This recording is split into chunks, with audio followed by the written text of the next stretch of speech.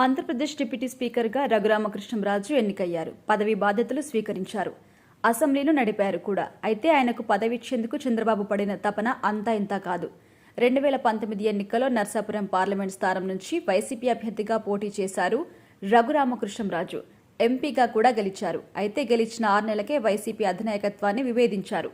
అధినేత జగన్పై వ్యతిరేక వ్యాఖ్యలు చేశారు. రచ్చబండ పేరుతో ప్రభుత్వ వైఫల్యాలను ఎండగట్టారు. దీంతో అప్పటి వైసీపీ ప్రభుత్వం రాజద్రోహం కేసు పెట్టింది. అక్రమంగా హైదరాబాద్ నుంచి తీసుకొచ్చి విచారణ పేరిట దాడి చేసింది. దీంతో సుప్రీంకోర్టుకు వెళ్లి బెయిల్ తెచ్చుకున్నారు రఘురామకృష్ణంరాజు. అప్పటి నుంచి కూటమికి దగ్గరయ్యారు. ఎన్నికల్లో బీజేపీ ఎంపీ అభ్యర్థిగా నర్సాపురం నుంచి పోటీ చేయాలని భావించారు. కానీ రాజకీయ సమీకరణాల్లో ఆయనకి ఛాన్స్ దక్కలేదు. దీంతో పొలిటికల్ జంక్షన్లో నిలబడాల్సి వచ్చింది. అటువంటి సమయంలో చంద్రబాబు ఆదుకున్నారు. రఘురామకృష్ణంరాజుకు పిలిచి మరీ అసెంబ్లీ నియోజకవర్గం టికెట్ ఇచ్చారు.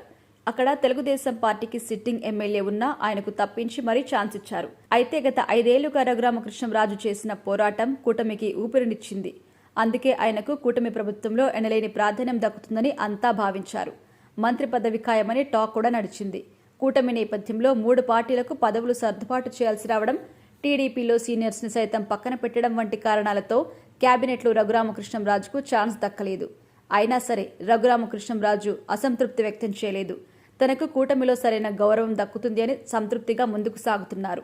సరిగ్గా ఇటువంటి సమయంలోనే డిప్యూటీ స్పీకర్ పదవి ఇచ్చి గౌరవించారు చంద్రబాబు. అయితే రఘురామకృష్ణంరాజుకు డిప్యూటీ స్పీకర్ పదవి ఇవ్వడం వెనుక పవన్ కళ్యాణ్ త్యాగం ఉంది. స్పీకర్గా టీడీపీ సీనియర్ నేత అయ్యన్న పాత్రుడికి అవకాశం ఇచ్చారు.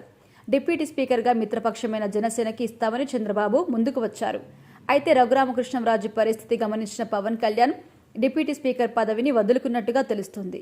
ముందుగా డిప్యూటీ స్పీకర్ పదవికి ప్రధానంగా జనసేనకి చెందిన బొమ్మిడి నాయకర్, లోకం మాధవి వంటి వారి పేర్లు వినిపించాయి.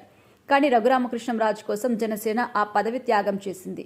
దీంతో రఘురామకృష్ణంరాజుకు లైన్ క్లియర్ అయింది.